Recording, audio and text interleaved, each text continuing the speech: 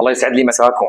أكلة خفيفة نظيفة، ما بتاكل وقت، ورخيصة على الجيبة، وبتشهي، وكل الأولاد بيحبوها والكبار قبل الصغار. جوانح مشوية بالبيت بأبسط الطرق وأحلى المقادير، وإذا ما عجبتكم اكتبوا لي بالتعليقات، وإذا عجبتكم اكتبوا لي بالتعليقات، بس أنا واثق رح تعجبكم. النقع تنقعوها يوم كامل حصرا. المقادير: ملح، فلفل، دبس بندورة، دبس فليفلة، زنجبيل ناعم، هيل ناعم، جوز الطيب، كزبرة يابسة، نص كاسة كبيرة زيت بلدي، نص كاسة ليمون، ونص كاسة خل. يا شباب جربوها، وما بننسى لبن الزبادي.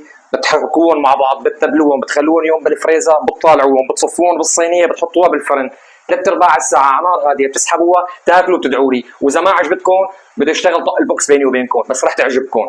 رح احط لكم الرابط بالتعليقات، بتروحوا على الفيسبوك. بدي دعمكم، بدي محبتكم، أنا بكبر فيكم، والله حي الرجال، وتحياتي لكم.